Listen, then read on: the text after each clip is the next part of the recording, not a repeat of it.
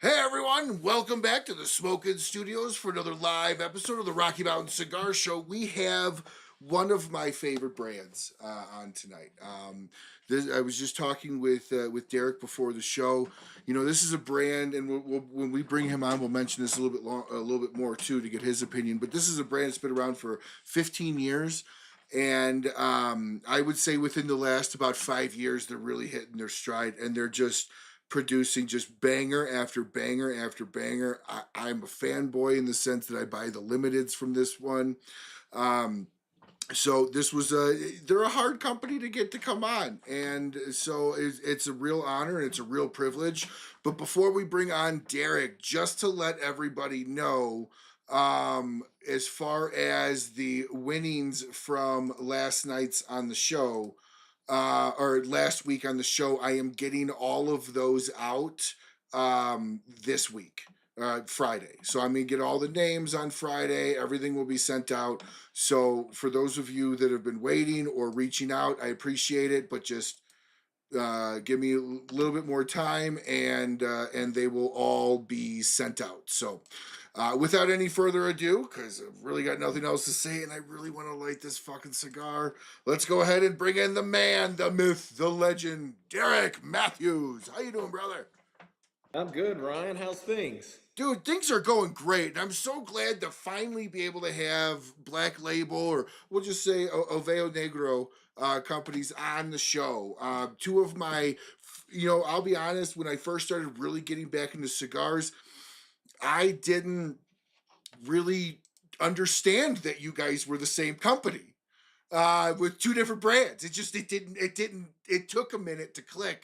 But once I did, I started looking into you guys.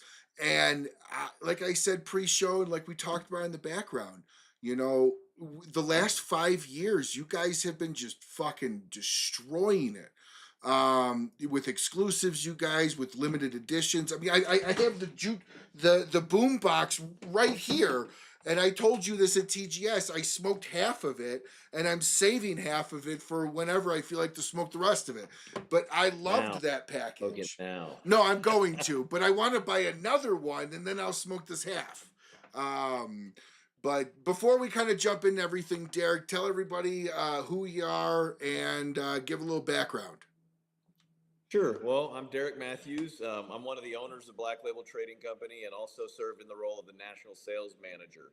So, what I do is I oversee the U.S. operations, which includes working with our sales staff, our retailers as needed, our distributor, working with the factory to coordinate what comes up, what we need, planning for the PCA trade show, planning for promotions and events that we see you guys out there on the road for.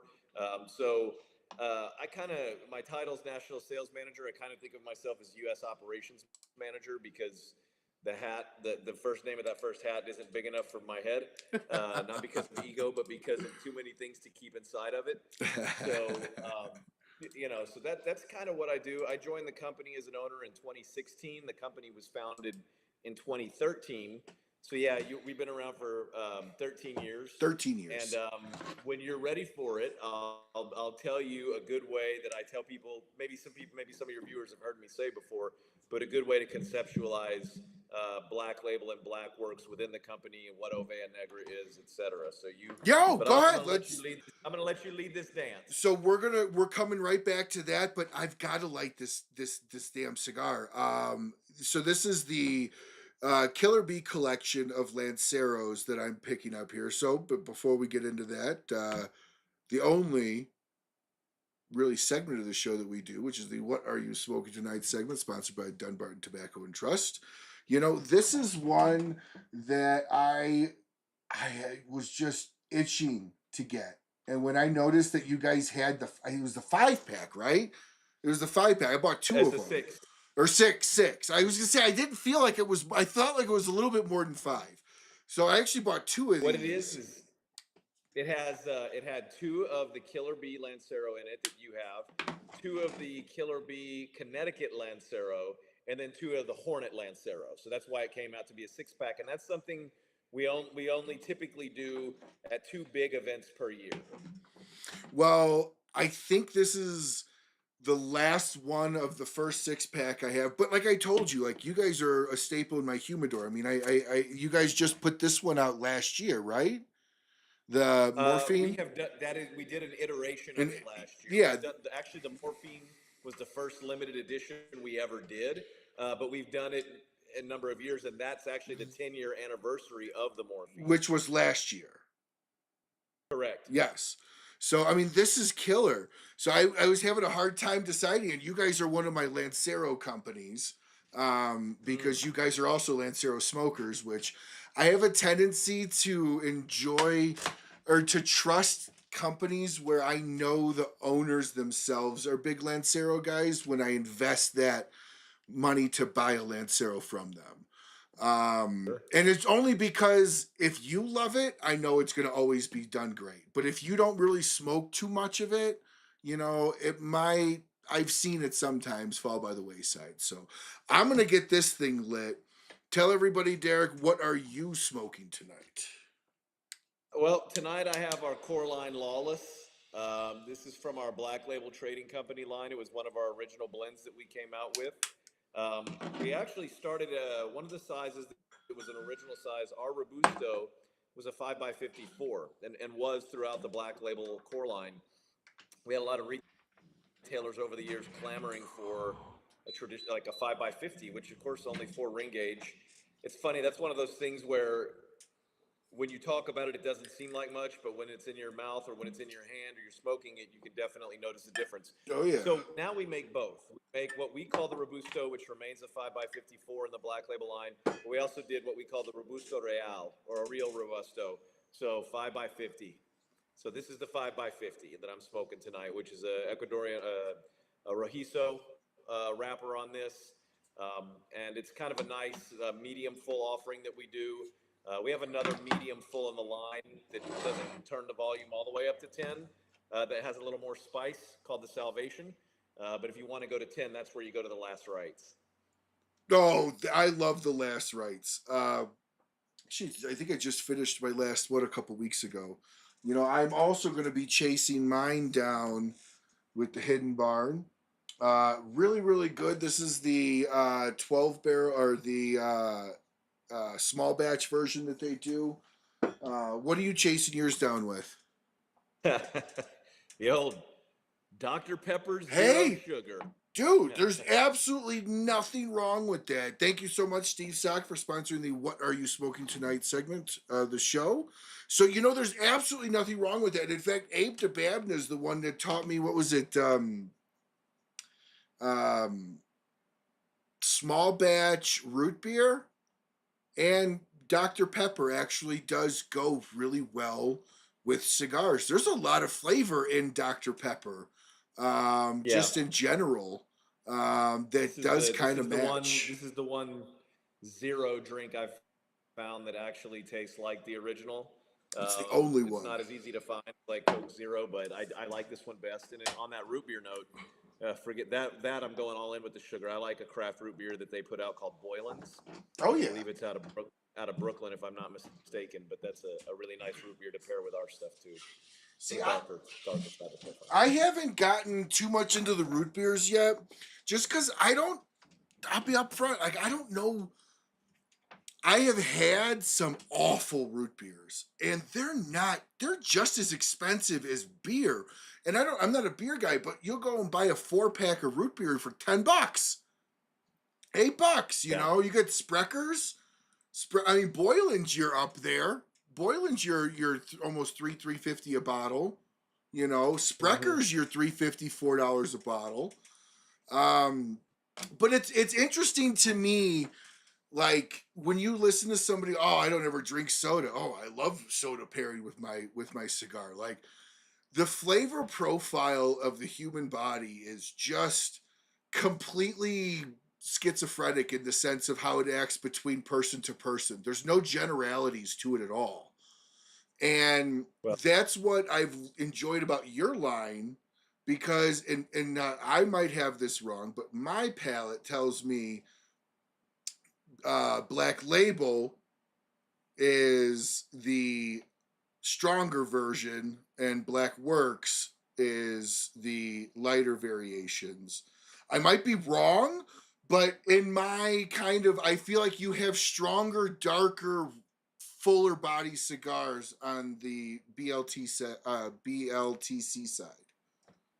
I think when it comes to the core lines, that's probably true, and I think when it comes to limited and either line, all bets are off. Oh Although we yeah, have of put course. out a lot of heavy bangers in the black label line, like the Morphine, like the Memento Mm-hmm. Mori, like Super Deluxe. We're coming out with one that we just introduced as a PCA that'll be out, should be out hopefully end of next week, called the Macabre. So yeah, I think that you're pretty accurate with that. Although you can find some, you can get hit over the head with some black work stuff too. Oh, totally, totally. We don't necessarily make cigars for the sake of strength. I think that's a misconception about our company. I would agree. I do think that I like the way my partner James says it best, which is, we like to feature the intensity of Nicaraguan tobacco. And a lot of times that comes with strength, but it's more about, blending and getting the intensity, but making sure that everything is balanced. And we're blessed. You were talking about flavors with drinking. We're blessed in that James, who's the blender, as a background as a sommelier. So his palate is very well developed and actually trained to a level that, is well beyond my understanding. But, that's his forte, his specialty, and what he does, and our reason to be and put out the blends we put out. No, you guys, like I said, you guys have really, really spread your wings a lot in the last 5 years, and I think you've taken on some interesting challenges. You've brought in some brands for distribution as well. So you guys are you've been knocking on that door for the last several years. So as a company, you guys are maturing, but you're maturing in like what I would consider like all the right ways. Like you didn't go into distribution because you had the system, because the company was hurting and you were trying to make up for whatever, and you're going to distribute cigars. You went into that kind of, in my opinion, as a way to like discover new brands and like bring them into your world, kind of like a rapper discovering another rapper, type deal. Because I look at the brands you guys have brought in, and you guys are incredibly selective. You don't bring in anybody I feel like that can give you a check. You bring in people that actually gel with kind of the overall brand feel. Am I wrong in that? No, you're not wrong. It's really important to us. I think it's important for me to explain the overall structure at this point, just so that people can kind of conceptualize what we are and how we do it. So, we have our own factory down in Esteli, Nicaragua, called Fábrica Oveja Negra, so Factory of the Black Sheep, and that is where we make Black Label Black Works products. But we also make for Emilio, and our distribution group used to be under a different name, but because of all the different names and the different brands within it, and some retailers and some consumers, it was a lot to kind of keep up with. There wasn't a lot of follow through with the names. We decided to rename the distribution group Oveja Negra Brands, so that it kind of tied to the factory. It gave you Yep. the idea, so you're getting the same salesman for the brands that are in the group. Most of the cigars within the group are made at Oveja Negra. So that's the idea behind the distribution. The brands themselves, Black Label and Black Works, are simply, think of it as this: they are two lines under Mm-hmm. and the name of the company is Black Label Trading Company. One line is called Black Label Trading Company. One line is called Black Works Studio. So we are the same company that puts out two lines. Now, within the distribution group, we have three companies.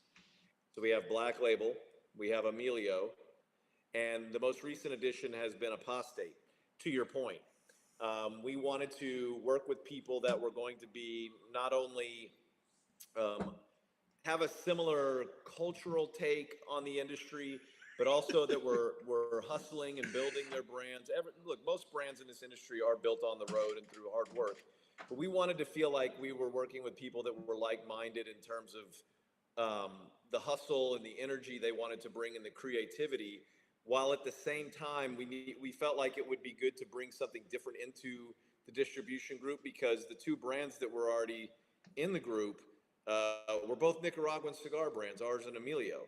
So with Apostate, they are a Dominican-based brand. Now they are going to be working with Oveja Negra to produce a cigar that they introduced at PCA. Which But we're all super that's the excited idea. for, because I've been asking Brandon for a collaboration with you guys literally since Half Wheel posted the article that talked about you guys getting bought. I mean, it was bound to happen. It was one of those things that just kind of had to, you knew it was going to happen. Oh yeah. It made a lot of sense. And so this year was our first year having them in the booth with us at PCA, and it was phenomenal. Kendrick and Brandon are great guys, very easy to work with. They understand what we're trying to do. They have kind of plugged right in. Sales team loves those guys, and things. I think things are going in a direction that everybody's happy about. So obviously, when you came in when the company was how old? 3 years old. Okay, so what was it like pre you? Why and how did you get tied up in this? This is a great question. I don't really get. It's not that people neglect how I got tied into the group, but it's kind of like with the apostate thing. There was something a need to be filled. We had, James had things on lockdown with the blending and the artwork and the creative directive aspects of the company. Angela, his wife, running the factory and, having everything that goes on in Nicaragua with that on lock. And we have another partner named Stephanie. She was a pilot, and at the time she was trying to, kind of serve two different roles at the same time by being a pilot, but also helping to get this brand started in the U.S. I, at the time, was working full-time for the federal government, but had a part-time job at a cigar shop because I loved tobacco. Probably like anybody who's going to tune into this show, that's the kind of passion that I have. Oh, for sure. And wanted to be around it. So I took a job at a tobacconist here in Texas. And those guys happened to be from Texas. Stephanie came into our store. I had read a few things about this new brand that was coming out. This was in 2013. And so I was really excited when she came in. I asked the owner, normally he would do whatever he wanted to do with the samples to try them. And I said, look, this one's really something I'm really excited to try. I'd like to have a hand in this. And he let me do that. And Stephanie and I got to start to know each other. And then eventually James and Angela came up from Nicaragua, where they live full time, and did an event at the shop. And James and I kind of hit it off in the humidor. He liked the way that I worked humidor and that I was excited about tobacco. We developed a rapport. It did not happen overnight. It was 3 years of getting to know each other, learning to trust, getting to trust each other, getting comfortable with each other, getting to see who we really were as people, not just two dudes in a cigar lounge one night.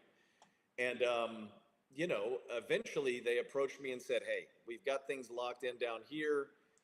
Stephanie does a lot of the stuff that we really need on the back end of things. But I brought something to the table that they needed up here in the U.S. in terms of, maybe some cigar knowledge, some relationships and things like that. And they needed help building a team, a sales team. There was reps that were in place, but we needed some help with getting some structure put in place. And, there's a lot of things I'm not very good at.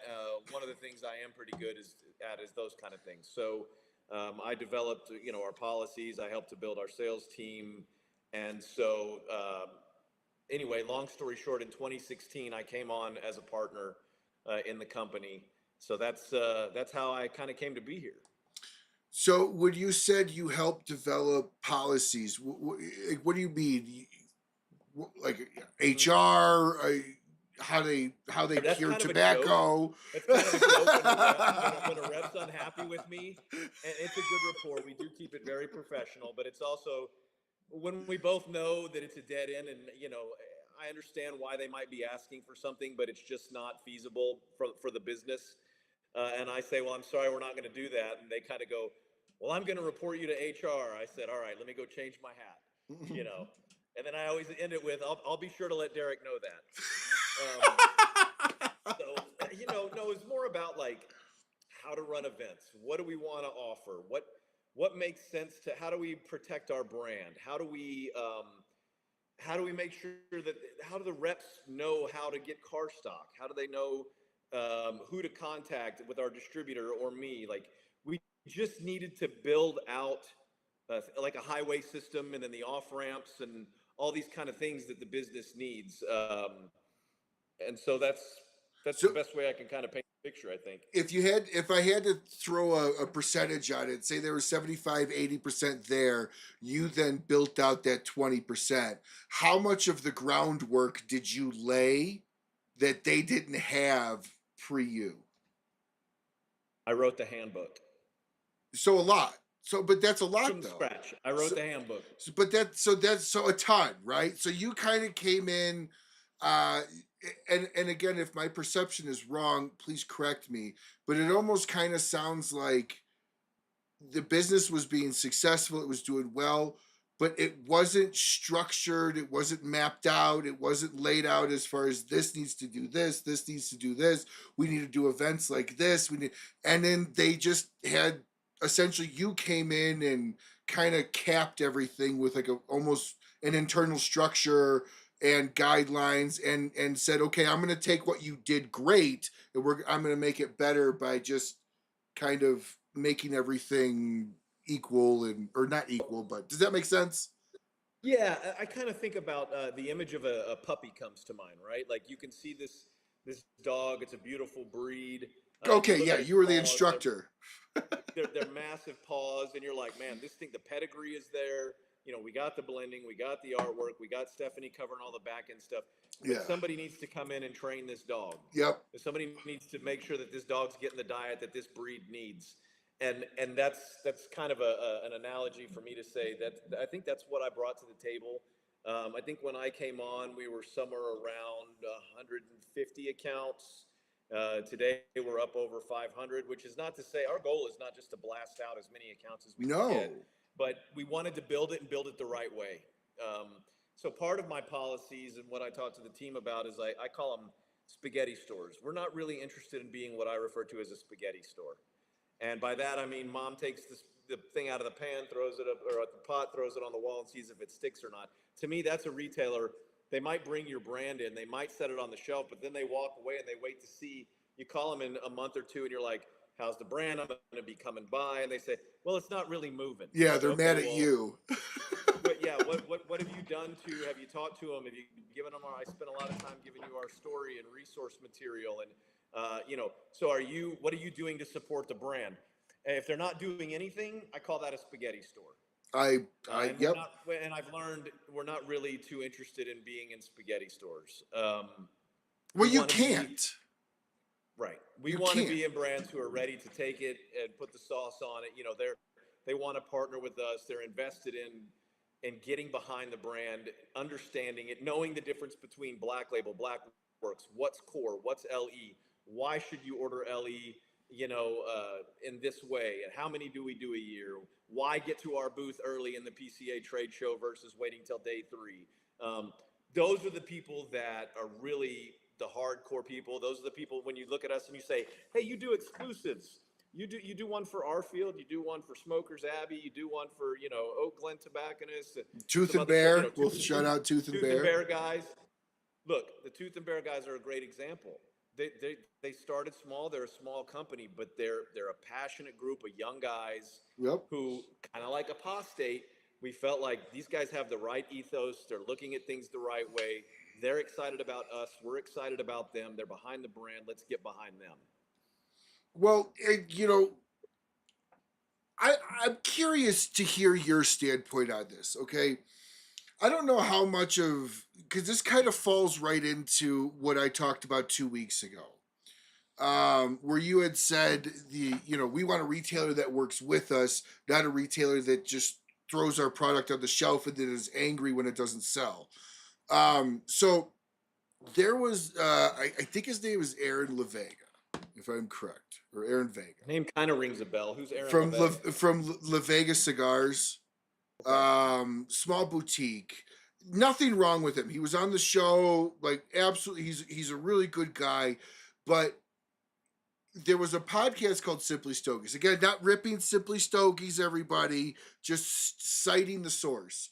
And he had made a claim essentially that shop owners should help pick up the slack for pushing the cigars. It shouldn't all be left on the manufacturer, but it should be like I give you the stuff, kind of like I give you the stuff, and then you go about and you do it. Now, Abe turned around and said, well, you can't have that. The shop owner's job is to sell what sells, path of least resistance, more or less.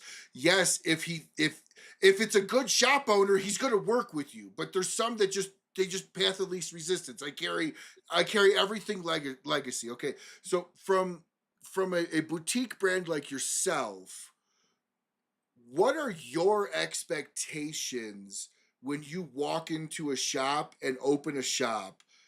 How much input are you looking from that shop owner? Obviously, between 0 and 100, it's more than 0, and I'm sure you're not looking for 100. But does that question kind of make sense? What I'm asking for, like if the shop owners, like, is it their job to market every cigar in their humidor? No, it's moving a couch. I got to pick up one side of the couch. They need to pick up one side of the couch. Neither one of us, it's not going to be successful one without the other. So when we open a shop, we really always try to push for an event early on to get to know their customers, to introduce their customers to the brand, to get them to smoke it so we have some face time with them to explain why we do what we do. But when we're sitting there before a shop's open, what we kind of want to know is, all right, well, what kind of smokers do you have? What's their, are they large ring gauge? Are they small ring gauge? Are they more Nicaraguan? Are they more legacy? Are they more boutique? Are they more, whatever the dynamics and the demographics are of the store, because the retailer knows that best. Mm-hmm. So I have to know that. If the guy tells me he's a 660 store and I load him up with Lancero stuff, for sure, or I push him and tell him this is the hottest thing we've got going, if I'm saying it's the hottest thing we've got going, then it's true. But that's not the right product for that guy. Correct. So we want to see that we have the opportunity to find out about the customer base and engage with the retailer to teach them how to sell our product. And that's what the sales team is really good at and what they're there for. Now, what you'll see with some of the larger retailers is they'll get surrounded, maybe not surrounded, but they'll start getting asked by people who have seen it in these smaller shops like Tooth and Bear, or the Smokers Abbey that really specialize, and then they want to, these retailers, they realize they're missing out on dollars that could be going in their register. Now, some retailers are so big they kind of look at it like, well, if it's not, if they come in and we don't have a black label, they're going to buy, some other Patron brand, or whatever. Yeah. But then you're really not serving your customer. Correct. So, the smart big shops realize that they need to be providing, at least to some degree, the products that their customers are asking them for. And it was very nice of you to say what you said about our growth and how we've kind of grown into those puppy paws a bit. And a lot of that has to do with, we used to have to try to drag people into our booth in the early years about, come, let us tell you about the product. And now, retailers are coming to us. We've heard of you. We're getting demands for your cigars. What is this? Can you tell me about it? In fact, I'm going on the road next week, and one of the shops I know we're hitting is a gentleman who's got, I think, 4 stores in the Metroplex. I think his son runs 3 of them. The old man runs 1 of them. The old man doesn't know or want anything to do with our company, but the son didn't come to the trade show, and the old man said, will you please go see my son? He keeps talking about this company. He told me I had to come over here. So we're going to go over there and see him and see if it makes sense for both of us. Yeah, what it sounds like to you is kind of almost the way the relationship that Abe does with a lot of their boutiques or smaller brands. Abe, I tell this to any brand watching, this is not a green light to reach out to me because I have no pull to get you into smoking. Yes, Abe deals with the show, but it doesn't mean that he cares about my opinion when it comes to cigars. So I preface it because I don't want to get a whole bunch of people reaching out. which has happened. I do find it comical at times that they think I could actually have it. I think I could persuade Abe. But, one of the things that I tell everybody when they say, hey, that's the best way to deal with Abe, I say, you got to be a mirror. Abe's going to give you 100% and he expects the same. Like if he's going to do an event, he wants exactly what he's putting out. He wants it back from you as a brand, and if you half-ass it, you're gone. And there's retailers out there that are worthwhile that take that same understanding of, I'm going to work with these smaller brands. I'm going to push them big. I understand and I see. But if you have a smaller brand that doesn't match that enthusiasm of the shopkeeper, that's a bad relationship, right? Would you agree with that? Mhm. Yeah, I mean, look, the first time we went to, they invited us to the Great Smoke, and I would say maybe 5 to 10% of the attendees knew who we were. And we worked with the shop over the year. We, throughout the year, different things happened. And the second year, I'd say probably roughly half, maybe a little bit less than that, knew who we were. This last year, last month, You sold out. we sold out. I know. We sold out. So and I think I had, of those, what would you say was there? Maybe 1,700 people. I don't know what the attendance was. If not close to 2,000. Yeah, Okay, yeah, somewhere about 2,000. we literally had 3 people come up to us who said, "What is this? I've never heard of this. I don't know what it is." Which is fine. That's a fair question. I don't mind getting that question. But it is nice to get it less and less as the years go by, because it tells you it's working. Speaking about you selling out, I bought the last thing off your table this year. I know Chris wanted those. So I bought 2 of the Killer Bee 6-pack Lanceros, and then you guys had one of these left, and I think this was the only thing literally on the table. And I remember the Calibra. I grabbed the coffin nails, the Calibra, and yeah, that was the only thing left on the table. Did you see the? Well, first of all, have you smoked any of those coffin nail Lanceros? Oh yeah, dude. Those are almost gone. So those are factory exclusive. We only normally sell those at the factory. This was the last thing on your table, which was this, and You I haven't bought. opened it yet. Oh, okay. I think a Colibri needs to be smoked with 2 friends, I and agree.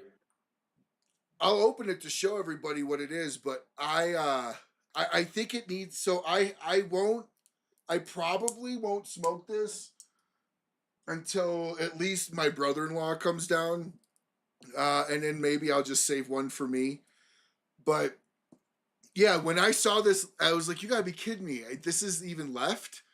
And I remember I was like, "All right, I'll spend a little bit more at the table, Derek, and I'll pick up the last thing." So, but Well, no, you guys sold out. You guys were done early. This wasn't like at the end of the show. luckily, I mean, we feel very blessed for that, and sometimes there's different theories on how to select your product on what to bring to these. I just go on what I think that people will be excited of, and I don't bring. Look, I want to max out, right? It's kind of like being in the weight room. You want to do as much as you can, but you know not to just put plates and plates and plates if you can't do that, right? Oh, sure. So, um, I was hoping I wouldn't have to take anything home with me, and I was lucky to not. Some retailers bring one thing, a bunch of it, of something new. Some retailers don't bring anything. Excuse me, retailers. Some manufacturers don't bring anything other than what they've got requests for in advance. So everybody does it a little different. I like doing it the way that we do it for our company, because it feels like a game. It feels like a challenge. Like, I got to turn these people on to this stuff. And I tell you, every year, no matter how many multi-vendors I do, if we get people to light up at the tape, something they bought on the table, it is not uncommon for them to come back and buy more at the same event. Yeah, so what that is as I mentioned, we do three different versions of a B type thing. You know, we have a Killer B, we have a Killer B Connecticut, and we have a Hornet. So that's a Culebra of one of each of those three things. Now, you guys make. I feel like this has got to be one of the tightest weaved calibras I've seen. I mean, this is one of probably the few calibras I'd be like, I legitimately feel like I can cut all three and smoke all three equally. Don't do Because I that. mean, Don't do that, no, Brian. no. But theoretically, right? That's a whole reason the way that I was told how these even started. But I mean, that is a very, very tight weave. Yeah, we're very proud of our staff at Oveja. I mean, we have some really talented people working there. Not everybody can do the B stuff. Not everybody can do the Culebra stuff, excuse me. You know, so we have different roleras and roleros doing different, you know, things depending on their skill set. And that's we like to show people that Oveja can do some pretty neat stuff. So, was there a demand for a calibra? I say it very gringo-ish, all right. Was there a demand for that, or was that just like a fun project that you and James wanted to come out with? Well, I think that, you know, they had them down at I think that the idea that there's three of the blends in the B series for starters lends itself to a Culebra because of its three sticks, I right? would The agree. I Lancero. would agree. But we had them as a special thing too for our guests that come down for factory tours, and so you know people were really enjoying those. We also do a version if you remember seeing. We also do a cigar called or a set called the Ambush, which is a triple wrap cigar, Correct. and we actually have a Culebra of the three of those triple barber poles in a Culebra. That's the Ambush Culebra. So, where do we get these at? Well, you got to bring them to an event, or you got to get down to the factory. You know, this is we gotta, you know, we gotta show a little leg. I didn't see those at Cigar Fest last year or TGS. They were, I think we had them at Rocky Mountain this last year in 25. We did not have them at I TGS missed last year. We those. brought this Culebra instead. Yeah. Yeah, I missed that at TGS. Those must have went really quick. When we have them, they go. I mean, people were really excited about the Coffin Nail Lancero because that's another one that we typically don't bring out. And to me, I like that cigar. I love the Coffin Nail in the short format, the core line. I think it's still an intense cigar. I think it mellows it out just a little bit more with the length to it. Oh yeah. But people have been really happy with that set, which is why I asked if you could. And have you smoked the core line, the original version? Yeah, the cigarette top pack. I love that. Yeah. First off, I love that pack. I love How the do you box. find that the Lancero compares? I think the shorter one's got a little bit more horsepower. Yeah, I agree. It's also a little thinner. It's a slightly smaller ring gauge. I want to say that's like a 38, and this one's a 40, if I'm correct. Yep. 5.5 by 40, and I think that one's maybe a 42. Okay, so this one is a little. It does feel a little bit bigger, and I think that lends to a little bit less horsepower. Mm-hmm. Yeah, no, but the flavor is still there, and I think what's really interesting about the packs, the flip top packs, is a lot of times people will see those and they'll look. We developed that project and that product because we wanted to get in the short format cigar part of the market because we weren't in it, but we didn't want to do tens or just paper packs like a lot of people have done. Again, we're the black sheep, right? That's Oveja. Sure. Want to do things a little differently, so we wanted to do, you know, with our branding, the Coffin Nail, perfect on brand. You know, nickname for a cigarette is a Coffin Nail, so we figured why not put it like in an old school hardtop, flip top cigarette box, and then you point the cigar, thus the nail, you torpedo it. So everything has a lot of confluence in the development of that cigar, but I think a lot of people made the assumption that cigar, because of the size it was and the way that it was packaged, was probably mixed fill and that it wouldn't be that strong. And I always tell them wrong and wrong. It's long fill. Yep. And it's a full body smoke. It'll get your attention.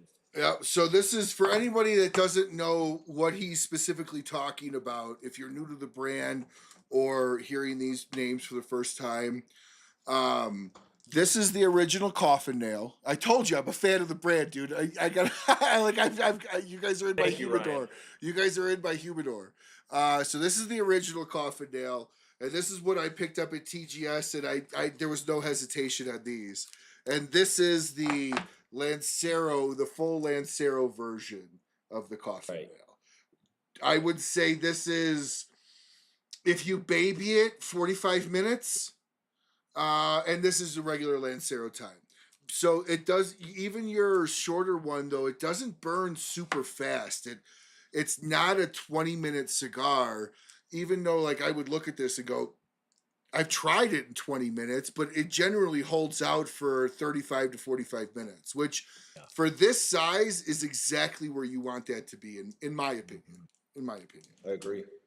So, but no, I mean, it's been so much fun just following both, right? Simultaneously. Once it kicked in that it's the same, it's almost kind of like a alter ego for a brand. Like I know Black Label, well, you would like Black Works. I don't know about that. It's literally just the yin to the yang of each other. They do a really good job. So when I tell people, like, if you're looking for, and this isn't 100% of the time, but like some of the creamy, lighter, go Blackwork Studio.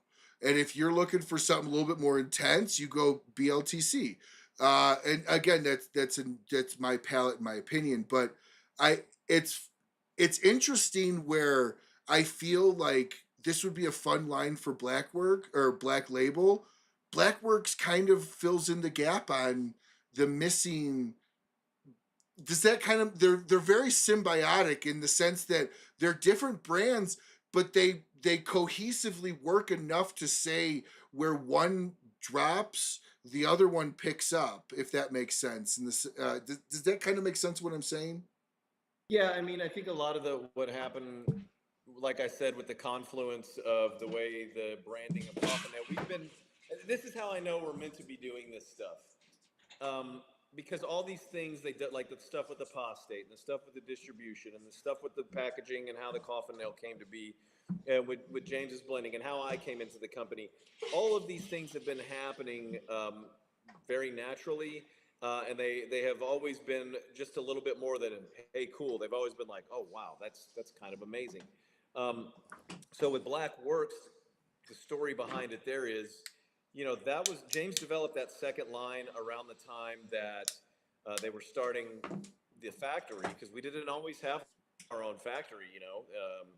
So that was a new way to introduce a new line with the factory starting. But it was also, he had come up with a number of different cigars that he, I think, wanted to do a little more connoisseur, feature a little bit more, not just showy for the sake of visual aspect, but show some of that in there, like with the Hornet and the Mm-hmm. ambush stuff, the Killer Bee stuff, to show what the artisanal talent that Mm-hmm. the rollers have.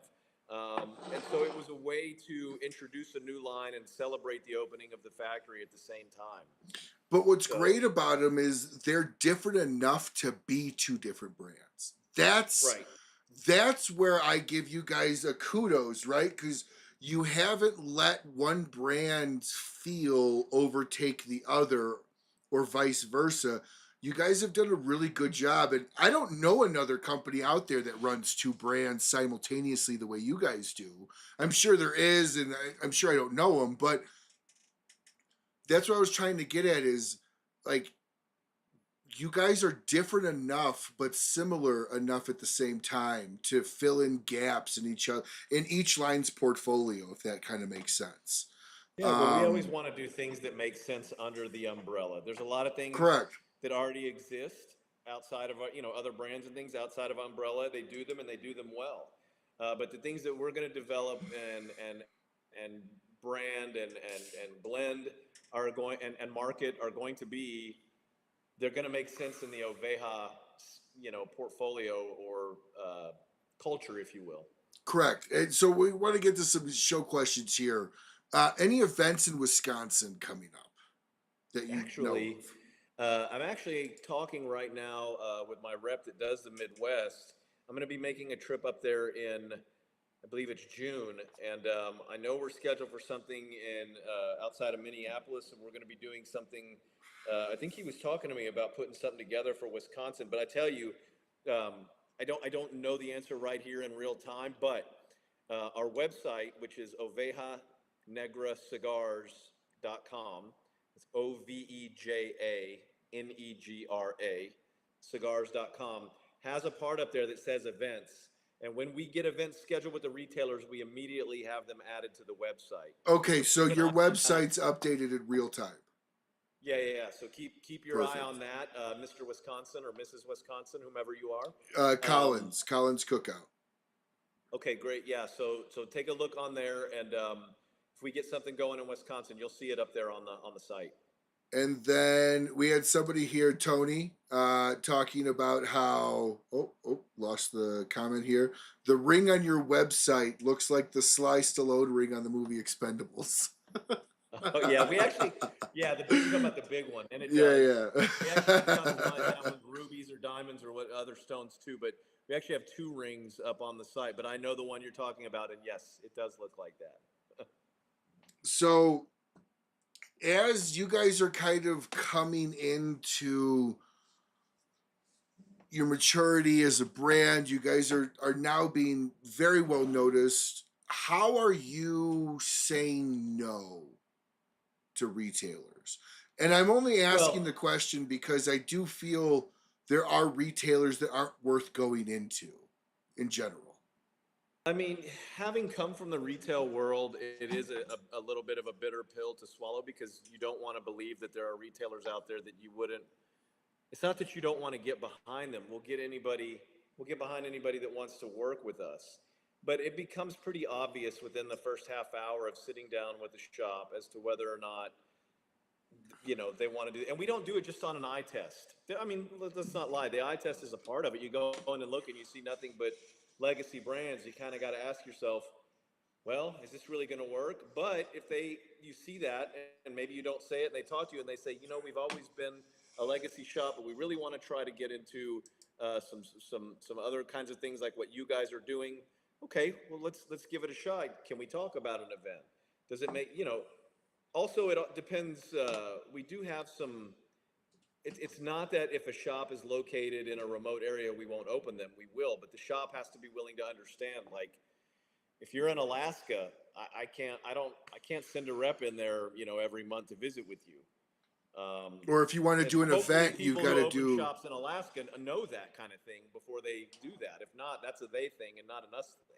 And it would also apply to if you want us to do an event, there's a minimum buy type deal for something like that, right? Yeah, Because I mean, we always like supporting the brick and mortars, but let's say, for example, there was a shop in Alaska and they wanted to get behind the brand and they were excited and they wanted to do a virtual thing because, it's not possible to do. We're yeah, absolutely open to doing that, So for us, it isn't so much about, it isn't so much, like I said earlier, about getting into every account. It's about getting into the right accounts because there's nothing that'll drive you more crazy than going into a store and seeing a product, maybe a limited that came out 2 or 3 years ago, and it's on it's the still shelf, and you're there, like, what are you doing? right? You know, that's you're not. We at that point we know we need to have a discussion about what the limiteds are, how they're Correct. designed, how to Correct. sell them. Although if we're doing our job right, we would have done that upon introduction. Doesn't mean everybody's, you went to class too. Just because the teacher told you didn't mean you did it. So, but we can try to educate, and the ones who do the best are the students who sit there and they ask questions and take notes, and it's pretty. It's pretty. I don't know how to describe it. It becomes very clear very early who's going to work well, and that doesn't mean spend a lot of money. That means who I always tell my sales team, look, not interested in anybody's quick dime. I'm interested in a steady nickel Mm-hmm. because that's good for us, that's good for the retailer, and that's Mm-hmm. good for the smoker. Mm-hmm. Banging somebody with a one-time thing, and if it's not worth the quality, look, if we do enough LEs every year that if we just put out a bunch of dud LEs, people aren't going to lose interest and go somewhere else. So we have to keep it effortful. We have to keep it interesting. No, you absolutely do, and so that's where I was kind of curious as to like when would you pull your brand, or I don't know if this is something you've dealt with, but have Yeah, you ever pulled your brand from a I shop have. because not because it doesn't sell, but because of the laziness of the ownership? No names need to be given, but just I would like a story if you have one. Yeah, I mean, if people can't adhere to our our pricing structure, if they're violating that, there's some nefarious actors in this industry that don't give a damn about your brand. They don't care about the longevity of it. That's not a good partner for us or any other company that's out there. So we've run across a few of those that we thought, we thought we read the room well. It ended up turning out not that way. And the funny thing is, some of our sales team that represent other brands were very grateful that we did that Oh, yeah, of course. because some of the retailers they do that to their other brands, but the brands won't pull the product. Of course. Um, Even businesses have to go on a diet sometimes for the right. betterness of the business. So the answer is yeah, we've done that. It's never fun, it's never pleasant, but sometimes it's necessary. So when that happens, then do you guys take the graciousness play out of I'll buy, and I know some companies do this, and if you don't want to share, that's fine, but I'll buy everything back from you, our relationship is done, or is it more of like we're not going to let you order anymore, you can do with that product as you wish? It depends on if they've been a gentleman and a gentlewoman or not. Okay. So if they just got over their skis with the product and they're sweet and nice and understanding, there's maybe a little forgiveness to how you handle that versus if they're just like, oh, your product just doesn't sell, what the heck type Right. deal, then it's like, all right, It's no different than it's a bad breakup or a good breakup. If we and we don't mind. Look, sometimes you got to break up, and that's okay. We could still be cool. We'll take the product back. We can reimburse and do things like that. But if you're being a jerk about it, if you don't even want to discuss it, if you've dogged our company for some reason or another, misconception, or if we drop the ball somehow and you're thinking it was intentional, um, then it's like, all right, let's just cut it. yep. But that doesn't really, honestly, we're talking about it, and it's a fair question. It's a I'm very happy to talk about small, it. small Right, number but the of reality is it businesses. happens very rarely. But the reason why I asked the question is because you guys are in such the brand protective phase of your company where I'm sure you have MAP pricing, minimum allowed pricing. You guys are in the brand protective, brand growth, and to see and conceptually the average cigar. You almost can't even say the average cigar smoker because the average well, yeah, you can because the average cigar smoker is like 5 to 6 cigars a year from what I understand. So the average cigar smoker sees your brand in a clearance bin. Conceptually, he goes, "Well, okay." So that's why I asked the question because so much of your brand, so much of smaller boutique brands that have busted their ass like you guys rely on not just quality but image and perception in the market. Am I wrong in that, or is that fair? No, I don't think it's about us. But your point is correct. It's true for any brand. I mean, we're in this weird place right now where we're no longer the fresh new startup, and we're not a giant. We're kind of, treading in some deeper waters. Like the floaties have come off. We can't touch bottom anymore. You're teenagers. So You're yeah, teenagers. yeah, You're not old enough actually to I've made that drink. analogy You're before. not old enough to drink. Right.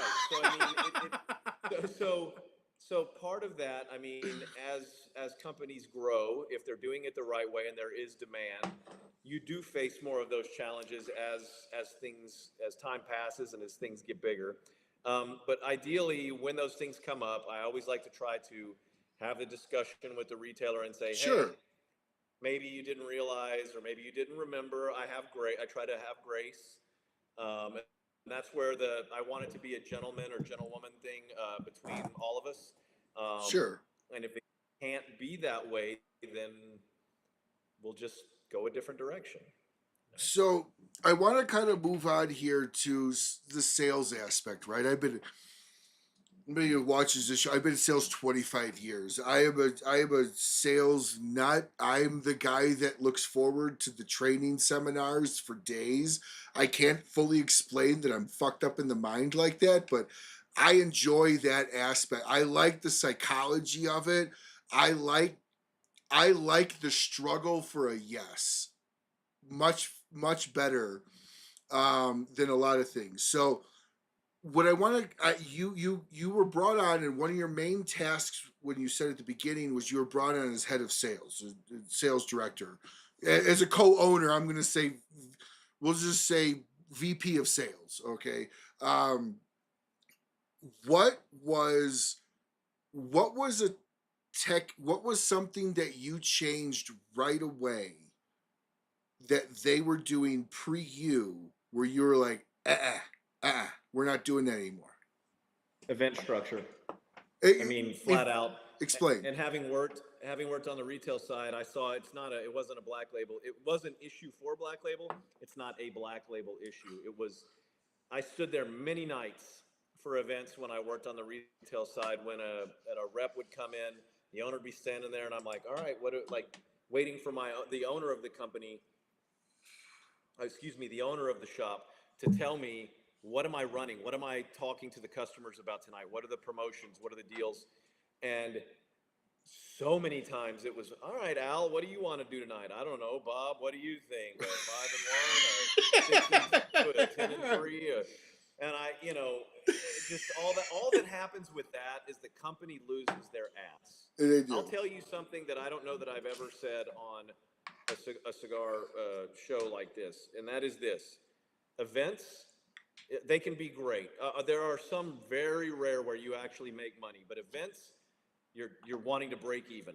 There's so much expense in the merchandise and the product that you give out and the time to get there, and it's a break even proposition for marketing is really what it is, because you're trying to get, it's not necessary. You want to have a good time that night, but it's really about getting those people on it so that when you're not there, they come back tomorrow or 3 days later or next week, and they're like, man, that killer bee I had was amazing. Where are those in this humidor? Mm-hmm. And then that's the steady nickel, right? So we had to have an event structure, and none was in place. And so, there was a lot that needed to be fixed in that regard, and we shaped that up very early on. So what was the events? Was the events kind of a fly by the seat of your pants before you, and you brought in these are the deals, this is how we're doing it, this is what we're bringing, this is what the sales are for? So like what was it like pre you? Was it the way you explained on how should it be 4 by 4 get one, by 5 get one, by 6 get one? And then for those that don't understand, because I think this is often, I think cigar guys ask for sometimes too much, thinking, oh, it's just a cigar, right? At an event. Part 2 to this question is explain to everyone the finances of an event and how it's looked at.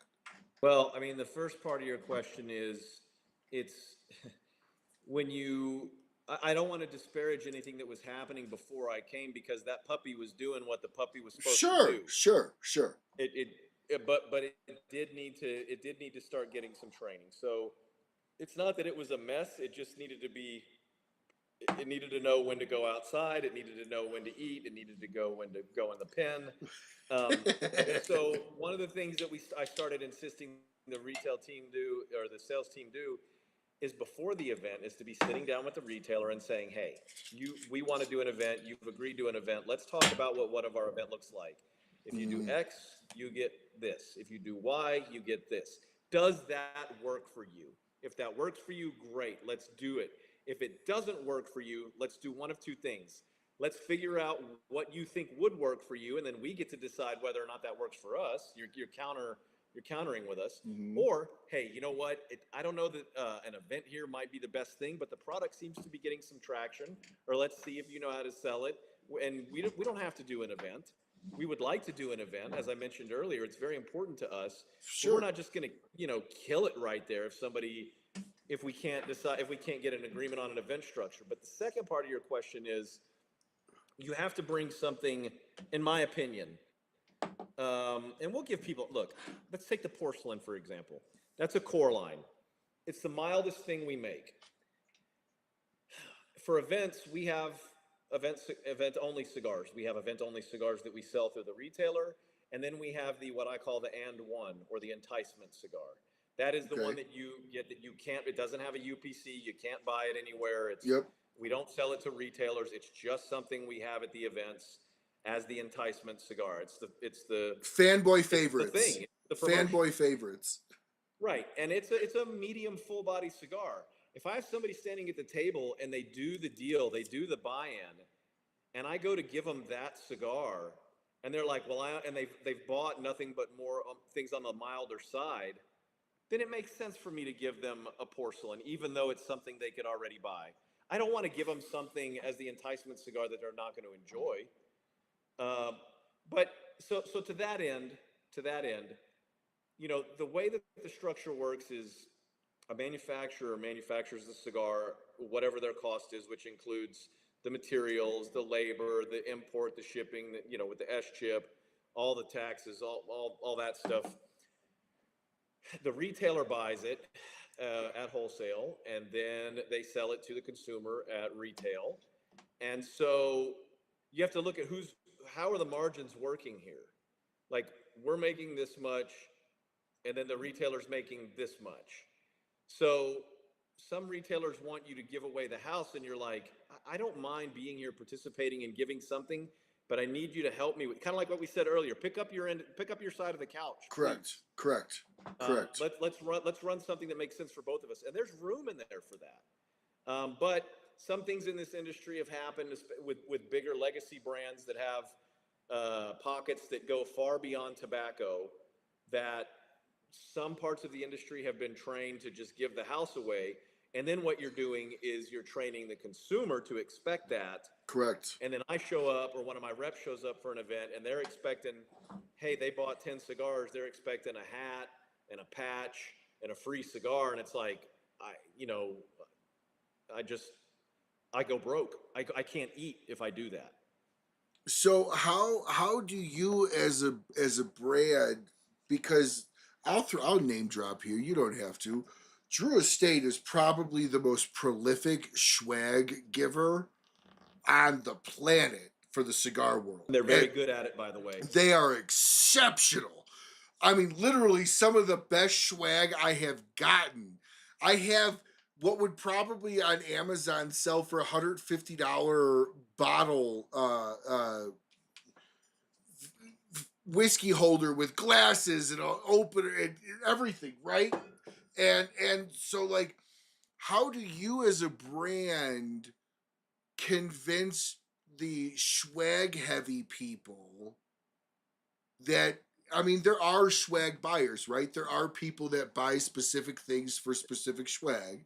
So how do you as a smaller brand that can't necessarily do all of that, because Swisher's massive, how do you compete in that world? How do you position yourself to compete? I don't think there is. I think it's a different game. I think it's look, they can do a lot of that stuff because they're buying in higher volumes, so they get better prices on making whiskey glasses. And, it's like going and buying 100 t-shirts. You can get a better price per shirt if you buy 100 than if you buy 10, So it depends on, as the company grows, maybe you can get better deals on that kind of stuff.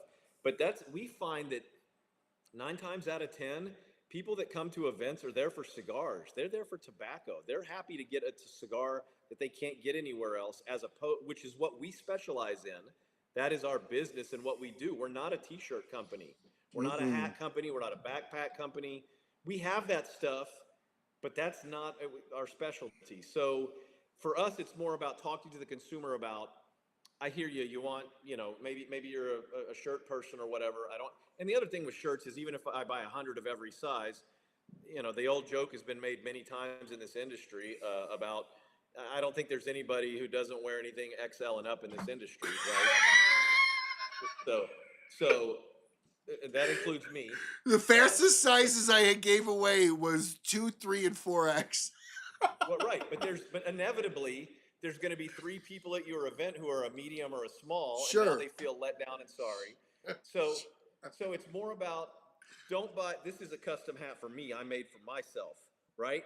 People ask me about this hat. How can I get that hat? And I go, you can't. I'm an owner. I made this for me. You know, I don't say it like that, but that's kind of the idea. We don't do fitted hats on our website. We do snapbacks because everybody's got a different size. Correct. Makes sense. This tobacco, this event only cigar, you can't get this anywhere else. Anybody can smoke this unless you want a mild cigar. Then we'll give you something different. So it's more about trying to convince people. I hate to say that. It's not like a Jedi mind trick. You want to. I'm a 2XL, but it's 2 like, Brent. why did you come out tonight? Did you come out? You know, because we're a tobacco company. We're a cigar company. We're a manufacturer. We're not just a brand. We make our cigars ourselves. So when it's great, we get the credit. When it's bad, we get we've earned the scarlet letter, So it's more about trying to understand and help people know that this is something special. And if they don't get behind that, then it's no different than a shop that's not right for your brand or trying to get in every shop. It's like, okay, well, maybe we're not the guys for you. See, I asked the question. You answered it exactly how I was hoping you were going to answer it.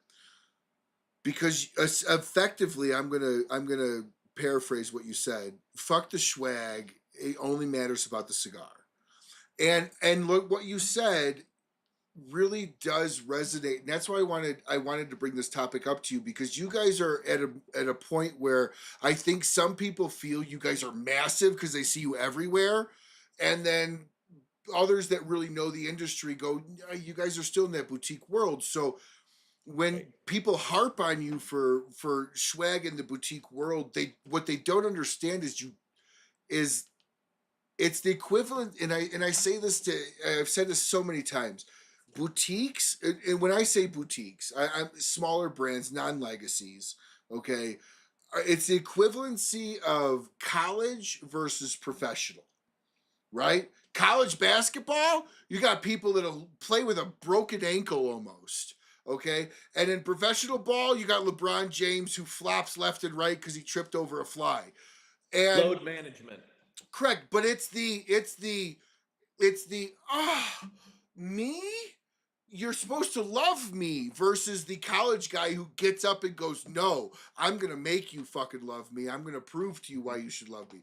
And that's why I wanted to bring up the swag thing, because you guys do have a lot. You guys do have really good stuff, but at the same time, I don't think the average cigar smoker looks at that and understands the actual cost of that. And that for you guys to have more would mean your cigars cost more. Yep. And so it's like, what's the trade-off that you're looking for? I mean, one of the advantages that we do have is we swim in the waters of some other brands that are at least as well known, but usually more well known than ours, but maybe don't make their own products. So they have to pay somebody else to make their products. So that's why you can find a cigar of similar quality, or in my opinion, I love our cigars. I would not have joined Black Label if I was not passionate about the products. And I'm not saying we're better than anybody else, but what I am saying is we want people to understand that you can get this stuff at a little bit less for an equal quality, if not better, than maybe something else. And that's where the value comes in for us, as opposed to giving you a hat. Correct. Correct. But the other cool thing that you guys have the ability to do, that's almost an expectation of the legacies, is you guys can come out with exclusive swag for a specific event, or that years of events. So you meet somebody a year later, goes, oh, I was really hoping for, oh, sorry, dude, that was last year's stuff. So like you guys, the expectations on you are almost a little easier, in the sense that you can make a little bit less, and kind of, it forces people to buy a little faster almost. Well, one thing that we do at every event is we make unique artwork every year for each brand. We make a new art piece for Black Label every year and a new art piece for Black Works every year. And we have them at the events. And whenever you do a buy-in on whatever the deal is, you get that. So next year, and you know, if you come to my event next year at the same store, you're going to get something different than what you had last year. Correct. And what happens is, and I'm not doing this it's raining here right now, which is why I'm in my garage. But, if I were up in my office, you'd see I have my whole wall upstairs is just covered with every year's posters. And we do them, and people get excited about them. We get people that can't have events in their area because they live somewhere very remote, and they ask us, how do we get the poster? And we figure it out. For sure. We always figure it out. For sure. And you saw those on the table at the show this year. Oh yeah. I actually, okay. I'm really bummed to admit this. I left my posters. They were out. Somebody was looking at them, and they were on the table. And by the time I got to the car, they were already gone when I went back in. So I don't have them. I'm really bummed because I was hoping to put them up. Come to RMCF. I'll have them there. I'll be there. I'm gonna hopefully try to be there. But I will say, I also, not only did I get the last Calibra you had, but I also got the last tumbler that you had. And that is a tumbler I use. So I'm on this health kick, right? Where I'll admit, I don't care. I'm on this TRT replacement, right? And so I'm taking testosterone, but I'm also on this health kick in the sense of like, I subscribe to Factor meals. I'm trying to slim down. I'm in the gym every day. And your glass is my electrolyte glass every morning when I should say your steel container, because I'm also on the kick of I'm getting all plastic out of my fucking house, like all plastic containers and everything. So the Ovejo Negro tumbler is my electrolyte tumbler. Every single morning I use it strictly for my electrolyte tumbler. It works great. And so I appreciate that, but it as you're kind of coming into this world and you're coming from retail into an ownership, what is your mindset like in this process? Is there the fuck am I doing? Is there a like what is your mindset, and why did you, as working in retail, you knew so many brands? Why this one? And tell everybody kind of how you persuaded yourself to do this. Good question. So, first of all, as I mentioned, I had heard about the brand. I was excited to try it. I tried it and I did like it. And we did bring it into the store. Now, I pushed all the, brands that the customers not necessarily were asking for. I would push those, but I would also, well, if you like that, then maybe try this also. And there were a lot of brands that I was very excited about and that I respected and still have love for. But for me, it came down to three things. I had to like the product, I had to like the people, and these are two, what I'm going to say next is very different, although you're going to say, well, you just said like the people. I had to trust the people that to take this on, because as explain that. Well, I wanted to, it's no different than the old joke. It's like, maybe I'll let you come over and feed my dog while I'm out of town, but I'm not going to, let you go out with my wife. Okay. So develop trust. Yeah, it's like I have to know that we're in this together. And so what I was bringing to the table that Black Label didn't, James had a lot of experience with like I said, the sommelier and the artistic creative piece, but he didn't have cigar retail experience. Nobody in our company ownership group had cigar retail experience before I came on board. So to this day, the other three will be in a meeting and they might say something about this, and I'll say, hold on, point of order. I think this is not necessarily the best idea, because let me give you a case in point. When Black Label came out in the core line, we only had one cigar in a Toro size. It was the Salvation in a 6x52. Yep. Now, that's very important that you hear me say 52. Okay. Over the years, we were being clamored for, why don't you have more Toros? It's the best-selling size in the country. Mm-hmm. And, you know, the team didn't necessarily want to do more Toros. But, you know, this is a business, and there's a sales side to it, obviously. That's the part of the meeting we're on right now. And so we decided to develop Toros in most of the other Black Label core lines. And James asked me, okay, do you want me to make these 6x52 so they match up with the Salvation? And I said, no, we're being asked for 6x50. So if we're going to do this, then make it a Toro, a 6x50. And he said, okay, well then do you want me to change? He said, okay, you know, maybe I should change the Toro then from a 6x52 to a 6x50 so it matches. I said, no. And here's where the retailer experience came in. A systems nightmare for every single retailer that ever carried that 52. It seems like the smallest, most insignificant thing. But when you've worked on the retail side and now invoices aren't matching, product UPCs aren't matching, the compute, all their, I'm forgetting the name, I'm wanting to say UPCs, but point of sales, POS systems, they go haywire because they don't know what this thing is. Now, sure, a retailer can reprogram it. You're going to ask 500 retailers to reprogram one cigar when they're trying to plan for PCA, when they're trying to run their business, when they carry, you know, 40 to 100 other brands in their humidor, and you're going to ask this one little minute grain of sand on the beach. Forget it. Don't do it. So that's why when you look at our core line Black Label Toro sizes, the Salvation's is 52 and the others are 50s. So it's the retailer mentality that I brought to the group and continue to bring to this day. And we're very blessed because James is very good with creativity and with his palate. Angela is an excellent manager of the staff at the factory and getting the products we need.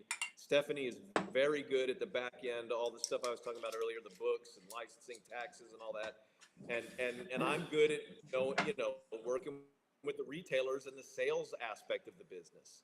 So we all complement each other really well. I don't know if I answered your question. No, you did. In fact, you brought up another really good point that I actually talked with Terrence Riley with last year when he was going through his rebranding phase.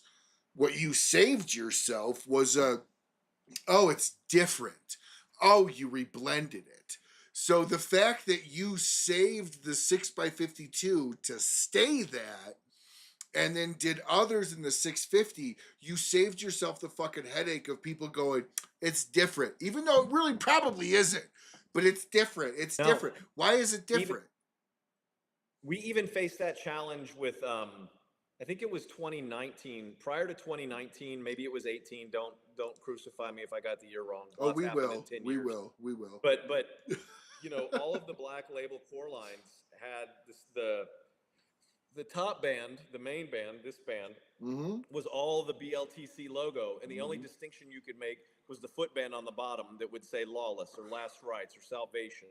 Okay, so we decided to give each blend its own top band. Like this Lawless band was not. Whoops, that's upside down.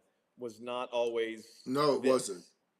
Okay, and so even doing just that, people thought, oh, the cigar's different now. Correct. How did you overcome that? So two-part question here. How quickly after you came on did that change happen? And then how did you overcome the people that were like, oh, it's different, even though it absolutely was not? I sold the brand for 3 years in the shop. Well, I stayed on with the shop for a little while, a little overlap, but I sold the brand with those same bands, and joined the company in 16, and then like I said, 19. So 3 years later, we changed it. So the second part of your question, I'm lighting up something new. Oh yeah.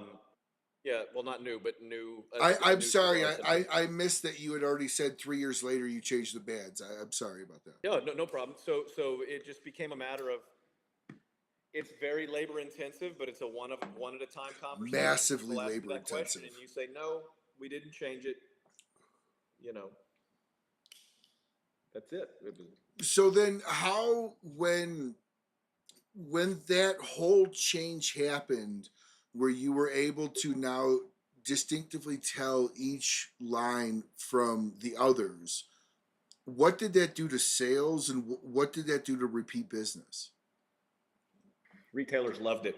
They were so Why? grateful and thankful because they could distinguish the products on the shelf more easily. Everything wasn't as uniform. It's not that it was absolutely uniform. I mean, the face of the box would still say Last Rights and then Sure, Lawless and sure. Salvation, but looking at the cigars, you could differentiate just visually by looking at them. So, they were so grateful that each line came out with its own new identity visually, you know, and it helps to, James did a really good job with Salvation is praying hands, with the tattoos and the rosary, and Deliverance is a skeleton,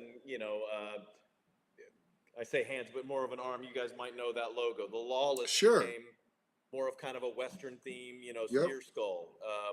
So that's part of it too, is having a brand identity is so important in this industry. And I asked James one time, why did you brand this company the way that you did? And he said, hey, this is great for other people that want this stuff, but for me as a consumer, every time I walked into a humidor, everything was everything was red and gold, and was either Flor de this and no, or Flor- something that's Florida very hard this. to. So nothing really would necessarily distinguish itself or stand out for him and speak to him as a consumer. So that was his motivation behind the artwork and the way that it is. So since And I you, think we need to touch on at some point the aspect of, you brought it up in the pre-show about, yeah, some people think that we have a certain religious bent, or that we're in yes, love I with was literally just death. about to bring that up. So Well, something that I've heard, and again, I tell everybody you're fucking ridiculous if you think, like, if you're gonna put religiosity on your fucking cigars, you're ridiculous to begin with. First off, but I know people personally that are super religious that will not smoke, and I know they like it because I've tested it. I've unbanded and given a cigar to somebody that was one of yours. That's super like, oh, I won't, because they won't do apostate for the same reason, right? Because it's apostate, right? So it's not just yours; it's anything along those gothic style lines. And they were like, I love it. And I'm like, well, what is it? And I'm like, I told them, like, it's a Black Label Trading Company. Like, oh. No, I'm not. I can't like them. So, like, what do you say to somebody that's can't get above or can't get beside their own whatever connotations they have just to smoke a cigar? well, I have a couple of things to say about this. One is anecdotal, and one is just kind of thoughtful. The thoughtful one is this: you have to understand that, you know, my partner is a very talented man, not only with blending and artwork, but you have to understand he We're talking about James has Brown. had a life, huh? We're talking about James Brown. Correct. Okay. He was a visual artist professionally for a while. So, and he's lived in Latin America for many, many years, and has been constantly surrounded by, the kind of Catholic. And the older it gets, the more Gothic it is. Mm-hmm. And if you think about, so let me say this. One time when I first met him, I said, "Hey, are you librarying, putting any of these, like, new morphine?" It was the first LE we ever did in 2014. I said, "Are you going to put any of these away for years down the road and kind of have a library to refer to?" And he said, "No." I said, "Why not?" He said, "It's a smoke it now thing, man. When we release the cigars, we believe they're ready, and we'll come out with something different later that's right for that time." And so when you think about something like that, think about the name The Last Rites. You can take that and bend it in your mind to mean, oh, we love death. Correct. The way I look at it, and the way that it appeals to me, is it's it's as if you don't know that tomorrow is promised. Smoke your best now, right? Santa Muerte. People think, oh, that's the patron saint of death. And death is bad and dark and scary. We say, no, Santa Muerte is to remember those we love to have gone on before us. So similar to what you were saying earlier about, any consumer can take anything and make whatever they want out of it. I try to explain that to people. If they don't want to come on board with that, that's okay. Um, there are a lot of other cigars out there they can smoke, and I don't begrudge them that. Oh, But totally. anecdotally,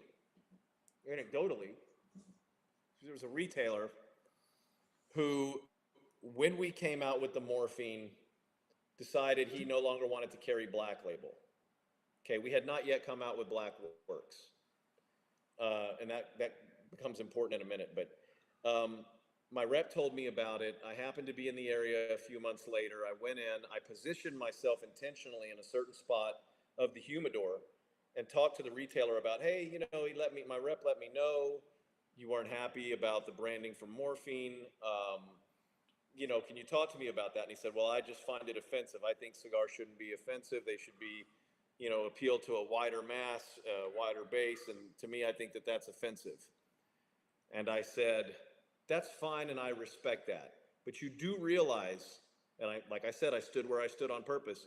You have a cigar right here called the Pussy Juice. So I get it. I respect it. You're a retailer. You have to do what's right for your business. But everybody, you know, the same chocolate chip cookie can taste different to everybody, to different people. So, you know, but the happy ending to that story is he never did bring Black Label back in, but he's a very strong supporter of Black Works. Go figure. Well, that's what I said. Like, that to me, it took me a little bit to understand when I first started getting into cigars again, about 6 years ago, heavy. That's always something I've thought has been your superpower as a brand, right?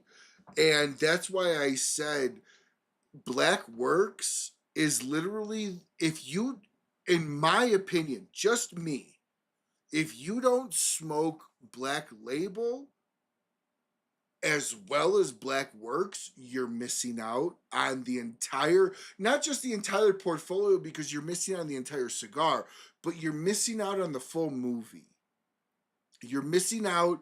You chose the subtitles over the color images, and that's what you're reading. And that might not be a fair analogy, but I've never in my research and I don't know another brand that is, and I say brand is Oveo Negro, that has two full fucking lines, and both of them literally are immovable from each other in the sense that they finger fold into each other.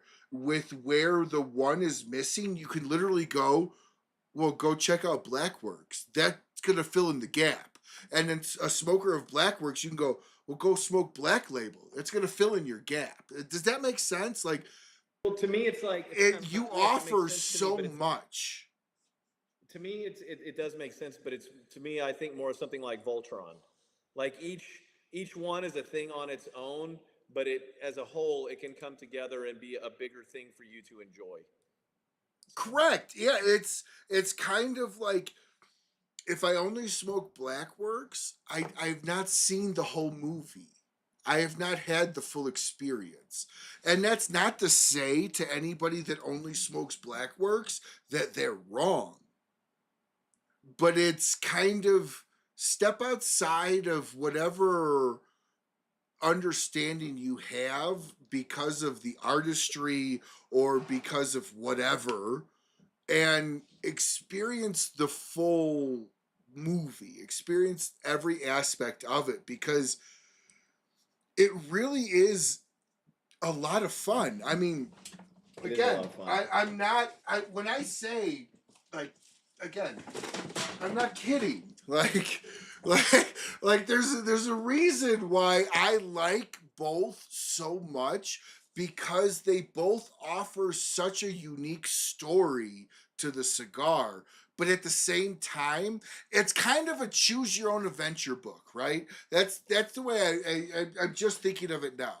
Black Works and Black Label are a choose your own adventure book, That's Sometimes great. it might end on the page that says Black Label. Sometimes, or more often, it ends on Black Works. But you can't separate the two. You can't smoke just one. Well, I'll tell you this. One of the products that we came out this year at PCA was a fresh pack for Black Label. They'll be out, I don't know, soon in the coming months. And it's a nice way, if you're not familiar with the brand, to try 4 of the core line blends in Black Label. And then later in the year, we'll have a set that's well, you saw it at TGS. It'll come out for wider release, but I did have it at the Great Smoke, which was Yep. the 10 count Robusto sampler. So you get 5 Black Label Core Line Robusto, 5 Black Works Core Line Robusto, and you can kind of work your way through the line, and it's fun. It's kind of like chapters in a book. So Perfect example. Collins, right here, the comment I just posted up. I'm gonna put it back up. I've only done Black Works. I need to stop sleeping on Black Label. I have buddies who love it. I'm telling you, Collins, it fills the gaps where you feel Black Works needs to have more. Black Label is the NC-17 version of Black Works. Like, and that's the way. That's genuinely, again, I can't help it, but that's just the way I look at it. And let me mention one thing that might be helpful to smokers out there if they're not familiar with our brand. One of the things that we do to try to help retailers and consumers a little bit is the box. We don't make anything in the Black Label or Black Works line that's extremely mild. We do make something for Emilio, the Suave, Connecticut. That's the mildest thing we make. But our most mild cigar, in my opinion, is the porcelain, and it's a medium. Oh, I would agree. It's Yeah, a medium. But we color code the boxes. So any box that's white is going to be a medium for us. That's going to be like the porcelain, the royalty, the Santa Muerte. Anything that's a black box is going to be medium full or up in terms of intensity and strength. So I shouldn't even say intensity because the porcelain's a pretty intense cigar. It is.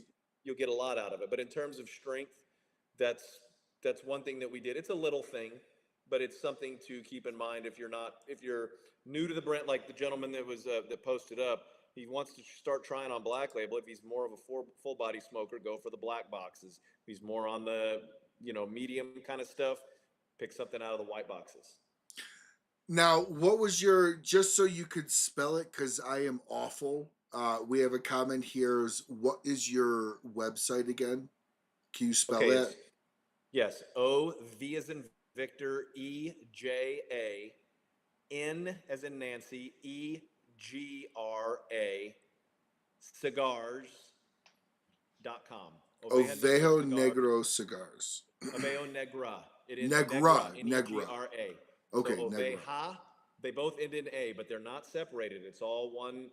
They are 3 words in the language, but for the website, OVEJA NEGRA CIGARS.com. Perfect. See, this is a perfect example around cigar smokers understanding what's in the bin. We have Richard Beard here, who's a very, very long time viewer of the show. Says, I went to a shop that had a discount bin. They had a lot of the BLTC in the bin. He bought every one of them. Nope. Like, so just because they're in the bin, people, does not denote they're bad. It just means, and again, and so my next question for you is around this. I have seen this here in Colorado. There are brands that sell in one shop a mile, 2-3 miles away. They don't sell at all.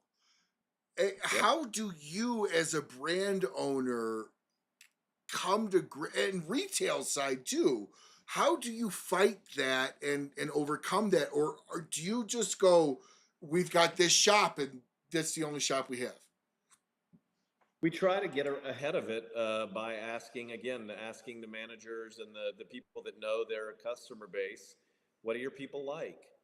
And if the conversation goes in a direction other than what our cigars are and do, then we just say, okay, well, we appreciate your time. If you get demand and you decide. Bruce, will you post that website so I can tag it? So that we try to be proactive about it. Um, and again, and then the training and events like we were talking about earlier. But some stores are just spaghetti stores, like I said, and they'll end up in the bin, and some guy like this person will come along and score. Um, Good for them. Uh, but Well, right, we don't because like seeing our products. when it comes to clearance, though, I just want to make this clear to also everybody that understands this. When it comes to clearance, it doesn't hurt the manufacturer other than perceptually. It only hurts the retailer that they're not making either keystone pricing or full boat pricing off of it. So I just want to say, if you do find a cigar in a clearance bin that you love, fucking buy it, dude. Like, buy it out. Absolutely. There's nothing wrong with that at all. But Yeah, how and do sometimes we don't know it.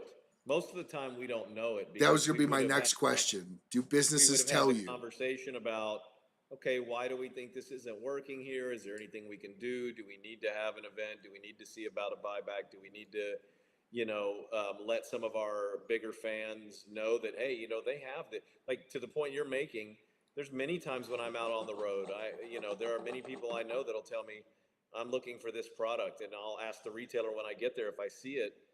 I'm like, hey, do you ship? They say, yeah. And then Yes. I'm gonna hook these guys up. I Yep. stay out of it. I don't like it when the retailer starts asking me a bunch of questions about the buyer, or the buyer starts, well, will he do a deal? Will he give me free? I'm like, you guys talk.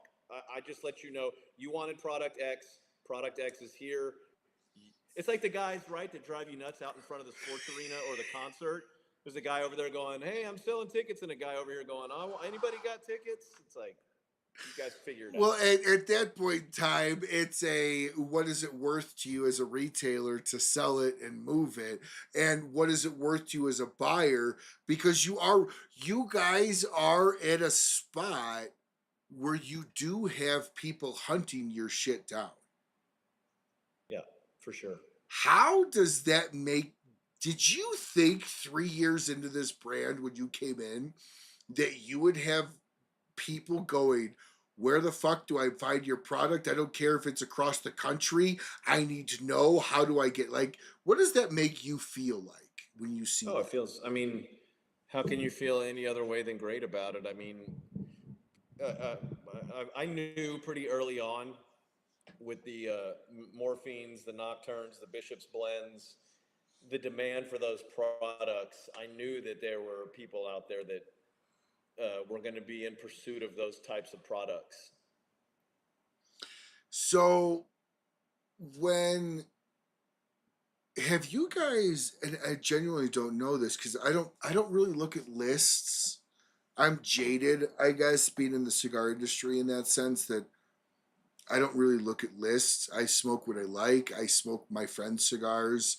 Um, have you guys made a list officially in the top Oh, we've 20? made up, yeah, A yeah, a lot. It's bunch. I mean, several, right? many. I But not mean, not there, CA, not CA. not CA, but I mean, no, like Half Wheel had a 94 for us on Well, Bishops. I mean, yes, we I got, remember that. Cigar Journal is not just a U.S. thing. In fact, it started out as called European Cigar Cult Journal. It's a worldwide publication, and we won their Nicaraguan Boutique Cigar of 2023 for the royalty. What is that? So What was the first award you won as a company when you came on? How many years after, or when was that? probably the Lawless in 20, it had to be somewhere between 2014 and 2016. Who The told Lawless you about Churchill. Who told you about that? Did you just wake No, up I mean, and and that one was a CA thing. But see, I know there's this debate out there about, oh, CA only, does things who advertise with them. We've never marketed with them, advertised with them, and they've reviewed a number of our products. And we've got a lot of good ratings out there. But since you asked what was first, that was the first one I remember. Because how say did what you that make will, you feel as a brand owner to get a like little like scared. so let me ask you a question. Did you know it was coming, or did you just wake up and see it, or did somebody like James call you? somebody shared a social media post with me about it, and I went out to my local retailer to pick up the actual magazine itself to see it with my own eyes, and it was a little terrifying because I was concerned that we might have problems keeping up with the production because demand might increase. You know what I mean? And demand did increase. Now, we got ahead of it, so we were, and it's a core line. We take a lot of pride in PCA is a different animal. PCA, it's really hard to keep everything in stock, even as a people that make our Sure. own stuff, because we do make a number of different cigars. But um, the core is the bread and butter. And I mean, the reality is people get excited about LE, and that's great. But if we could have taken any of those blends that we are able to produce in enough quantities to make them core line, had we made it an LE, that'd be the thing that blows their skirt up, But but so I had that concern with the Lawless Churchill when it got the great rating. That's the first one I remember after I joined the company. Yeah. So, but I mean, we got ahead of it, and it continues to be a strong seller for us. So here in closing, as far as wrapping up stuff, will winning high props on cigars, will that get old for you? Well, I don't think, no, it'll never get old, but I really don't know how much it moves the needle. It does move the needle. I just don't know how much it moves the needle for the types of people that smoke the types of cigars that we put out. Mm-hmm. And that's always the question, there's two aspects for it. There's the true connoisseurs who would love it if they just picked it up nude, no bands, no footers, and just love the cigar, and that's really what it's all about. But there are others who have never seen or heard of the brand and see the marketing and instantly become curious and want to check it out. And I don't hate that at all. So one of the things that I've appreciated, because I know you guys have had accolades and many, you don't raise your rates after the accolades. You No, don't I mean, you don't go, oh, we could charge an extra buck 50 a cigar after these huge accolades. Why, as you as a company, decided to take that standpoint versus going, now it's in high demand, let's raise the rate? again, to a couple of things. The first is, again, we produce our own cigars. We know what they cost to make. We know what profit margin we need to be able to eat. And, we're not trying to gouge anybody. And I'm not saying anybody with more expensive cigars is doing it. Again, they have other expenses that are folded into their costs that we don't necessarily have. We have a lot of the same expenses like importation and, all that type of stuff. But we've never wanted to come out with something just to hammer it. For 5 years, we didn't raise. We got kind of screwed last year because Yeah. for 5 years we didn't raise prices, and Yep. then at the end of 24, we're like, it's been 5 years. Everything has become more expensive. Mm-hmm. We're getting to the point where the margins are there's almost no black left. There's no tread on the tire. So we're going to have to raise prices. So we did at the beginning of 25, right? Then you get to April, you go to the trade show. On the eve of the trade show, boom, 10% tariff. Got to raise them again. That's the second time this year. Then you get to August, they throw another 8% on top. Now, we did not raise the other 8%, but there goes some of that margin again. Mm-hmm. So last year was rough for that, but we don't raise prices unless we have to. And see, that's, again, I've noticed that, and one of the reasons why I asked you the question is because I know tobacco has gone up, but I haven't noticed your prices going up like others, year over year, year over year, year over year, year over year. And I feel like you guys have done a really, really good job at being consistent with, yes, a little bit of a price increase in the last couple of years, but it's not been like you're asking too much. Well, again, thank you, but that, and that is, this is it's a very fair topic. It's tough because I don't want to, I think most people out there are acting in good faith. I really do. I just don't think that the consumers always see that they Mhm. might have expenses that other companies don't. I agree. So they're raising, but at the end of the day, a nickel's a nickel. And if that is better for my company because I don't have that expense, I'm certainly not going to apologize for that. Correct. But I do understand why other companies might have more percentage wise of an increase than ours might. So But hearing, there's also something to be said, and you should get Skip Martin on to have him talk about that. He'll go on for well past your time allotment, but you know, as a manufacturer, which he is as well, you're charging if you're being ethical, in my opinion, you're going to be charging what your costs are, not off of what Keystone will be correct, and off of correct. what the tax rate in these different states will Yep, be. yep. And that comes down to how the retailer wants to run his or her business. Correct, correct. And that's a great way to look at every situation could be somewhat unique and maybe takes a little bit of an additional finesse to each situation in general. But as we're closing the show here, I ask a few questions. I ask of everybody. You can answer them however you want. Absolutely no wrong question or no wrong answers. We'll start with what is your? I don't know who gave me the fact that they have their favorite like singer rapper, but it's an open ended question. What's your favorite rapper? Either musician or cigar or both. What's your favorite rapper? Oh wow. Okay, rapper and rapper. Let's see. Probably my favorite all-time rapper is Special Ed. I just liked his flow and the way he did it. He didn't do it for too long, and I know he's back out there trying to do some stuff. It doesn't hit the same as the old stuff, but that's my favorite, rapper for rap music. My favorite rapper on a cigar. Boy, that's tough. I like Connecticut broadleaf, but I think, and this is way on the other side of the spectrum, I really love African Cameroon. It's very much on the opposite side of the spectrum, but you're Right. not wrong. You're not wrong. Let's see. Oh, Bruce sent me a picture of his black label ring that he wears every day. Well, thank you, Bruce. So, what is your favorite size?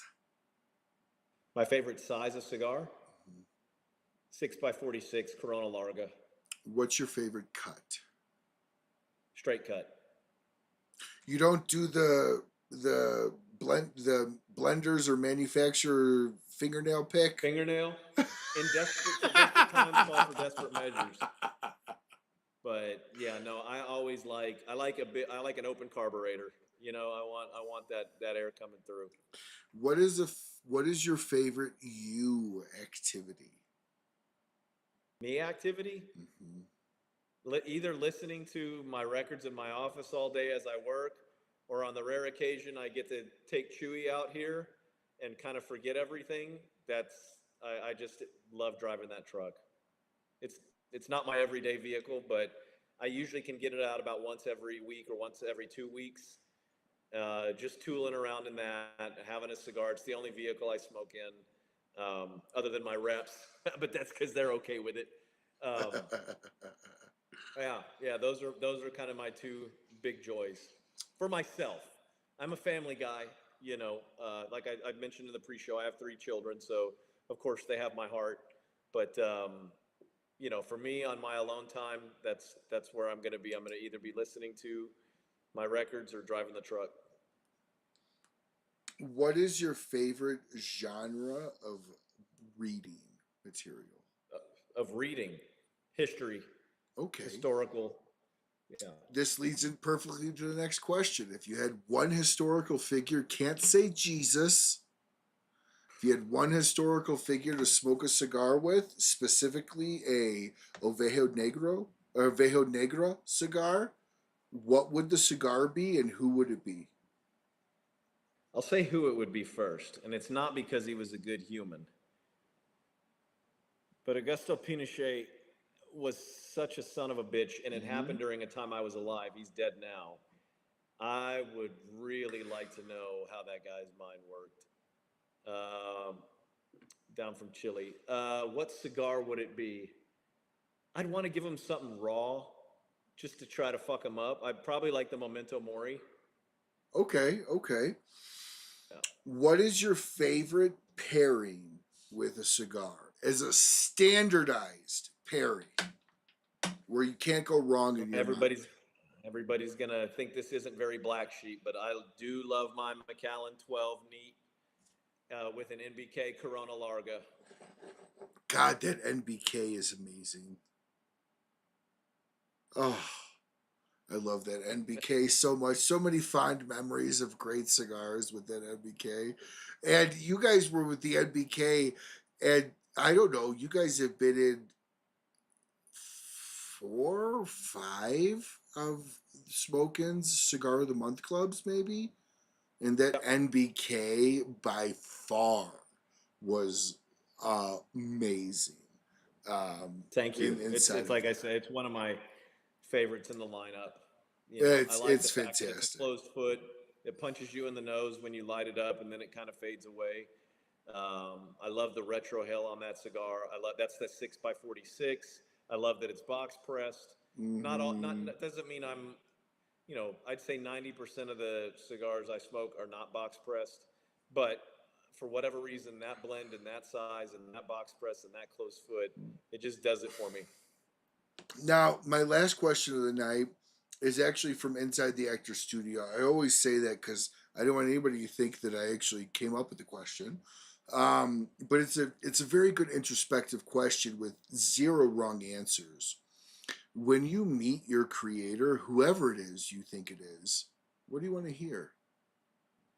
I mean, it's pretty basic. I want to hear that in the eyes of my maker and ultimately my judge, I want to know that he thought that I made the world a better place. You know that that I gave that I did what I could do. It's kind of funny right now with everything. With the like I said, 3 kids. You worry about what world are they going into. I'm sure every parent in time has thought that, but I always tell them now it's a strange time because now if you just show up for work and do your job, you don't call out, you do what you're supposed to do, your supervisor thinks you're a superstar. Mm-hmm. And I always had a little bit of a higher expectation than that. I have a higher expectation of the team than that. But I want to know that in the eyes of my maker, that I was a superstar and that I made the world a better place. Well, that's all we could remotely hear, and be that we have 5 minutes left here. I'm really curious to how old of a guy are you again? I'm 51. So you're still fairly young, really young. What do you and where do you see this Ovejo Negra brands 15, 20 years? Where do you want to see that? We'll close the show with this. I, I, I, I can't necessarily speak to the size of things, but I can speak to I want to be a household name in the cigar industry. I want no one at any multi vendor or to say, what is this? I've never heard of this. Who's a cigar smoker? You know, I want us to have name recognition and to be known as as a respected company that puts out quality products. That you can rely on them on the rare occasion that something happens not in the way we would have wanted it to happen. That we fixed it the right way. Um, yeah, so I want it to be a household name.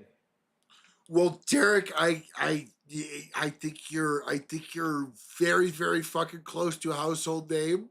Again, in my world, I don't know too many people that have not heard about you, that have not known about you, that have not smoked your guys' line. And I'm a fucking fanboy. I mean, I would Oh, a lot of my humidor is either Blackworks or BLTC. Like it that I'm a big fan of both, which is why when we talked to TGS, I was like, oh my gosh, yes. You're like you can't like James is hard to get, but you could have me. I'm like I'll yes absolutely because I love the brand very very much. I love the artistry of the brand, but I love the individualism and the hardcore individualism of the brand. meaning Thank you. the brand doesn't try to fit a profile. The brand creates its own fan base for the profile. And I respect that because you guys aren't trying to fill a gap. You guys are creating a new lane. And the last 5 years watching Blackworks, Oveo Negra grow has been amazing and so much fun in the cigar community to watch. So, Well, from the thank you. bottom of my heart, brother, thank you so much for coming on tonight. Stick around before you jump off here at the end of the show. But thank you so much for coming on tonight. I hope this was fun for you. I hope this was something a little bit different than a normal show. Yeah, it Because was. that's what I kind of pride myself on. So thank you so much. And for all of you watching tonight, thank you so much for tuning in to yet another live episode of the Rocky Mountain Cigar Show. And until we see you again, smoke as much Oveo Negra cigars as you fucking can. And have a great, great rest of your night.